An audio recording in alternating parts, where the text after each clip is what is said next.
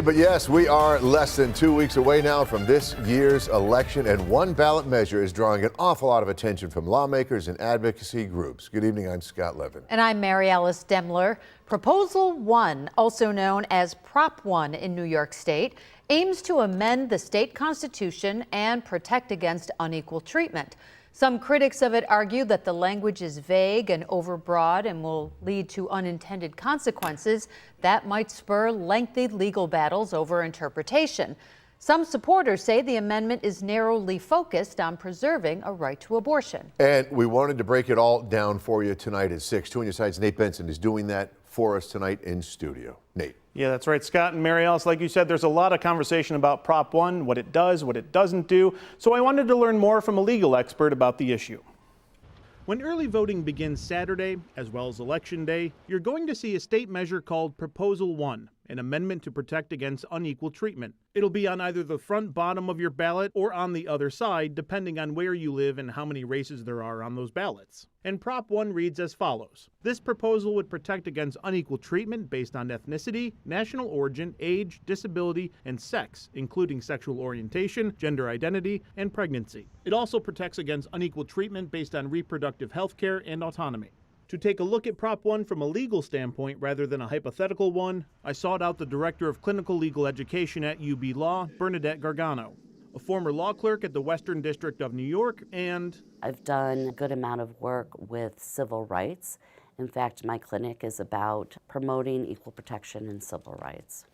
Explain Prop 1 to me in a way that doesn't make my brain want to shut down.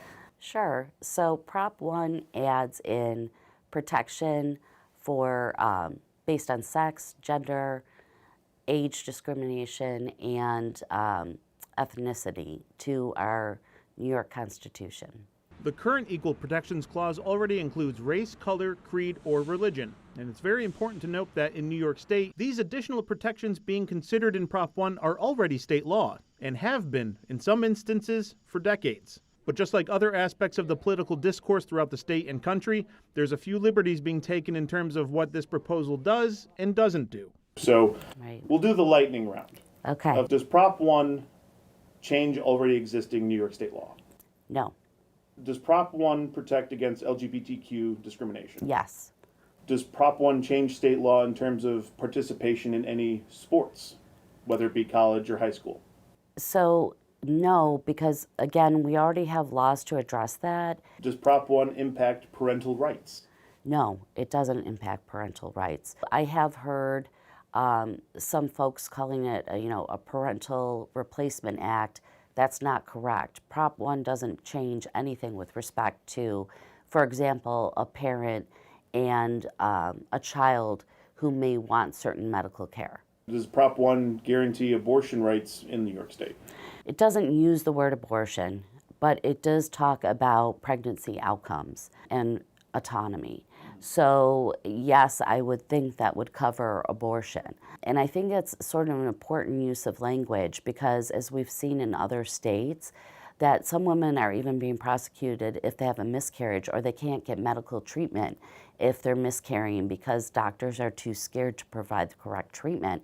So from a legal standpoint, Prop 1, it doesn't change anything we weren't allowed to do before. The law will stay the same, but this will give it greater protection so that if the political winds blow, you can't simply amend a statute or rescind a law.